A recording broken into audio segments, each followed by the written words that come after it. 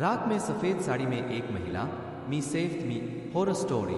मेरा नाम सुशांत है और मैं बदलापुर, मुंबई में रहता हूँ। एक बार साल 1995 में जब मैं 13 साल का था तब मेरा भूत से सामना हुआ था। उस दिन गोकुलाष्टमी भी थी। मैं सुबह ही अपने दोस्तों के साथ दही हांडी देखने के लिए शहर में चला गया और पूरे दिन शहर में ही घूमता रहा।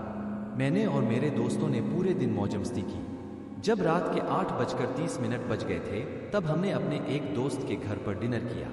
पर मैं बहुत ही चिंतित हो गया था क्योंकि मुझे वापस घर भी जाना था और रात भी हो चुकी थी। फिर मैंने जल्दी से खाना खाया और मैंने अपने दोस्त से कहा कि वह मुझे मेरे घर के आधे रास्ते तक छोड़ दे।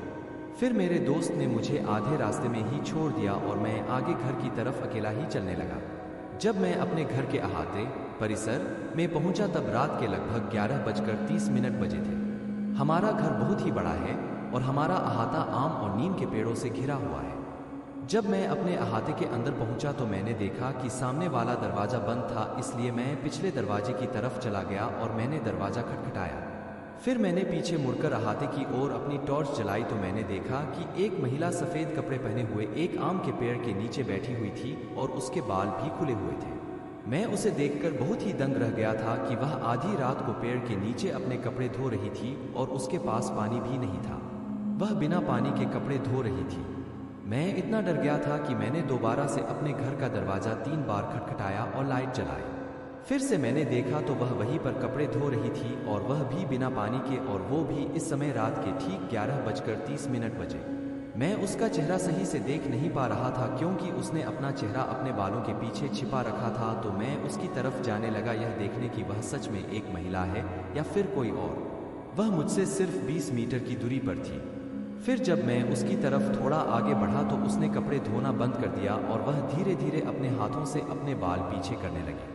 उसके हाथ भी बहुत काले थे और उसने हाथों में चूड़ियां भी पहनी हुई थी। उसके बाद वह मेरी तरफ देखने लगी। आपको विश्वास नहीं होगा पर वह मेरी तरफ देखकर चिल्लाई नहीं बल्कि वह मुझे देखकर मुस्कुराने लगी। उसका चेहरा काला था और उसकी आंखें और उसके दांत सफ़ेद थे। मुझे आज भी उसकी मुस्कान याद है। मैं बस उसकी तरफ ही देख रहा था और फिर मैं भी उसे देखकर मुस्कुराने लगा। थोड़ी देर बाद उसने अपने बालों को अपने मुंह के आगे गिरा दिया और वह अपने कपड़े धोने लगी। अब मुझे एहसास हुआ कि वह कोई इंसान नहीं थी। फिर मैं धीरे धीरे पीछे की ओर जाने लगा। मैंने उसकी ओर अपनी पीठ नहीं की क्योंकि मेरी माँ हमेशा मुझसे कहती थी जब भी तुम्हें कभी भी कुछ ऐसा अजीब सा दिखे तो तुम उसकी तरफ कभी भी अपनी पीठ मत दिखाना, बस पीछे की ओर चलते रहो।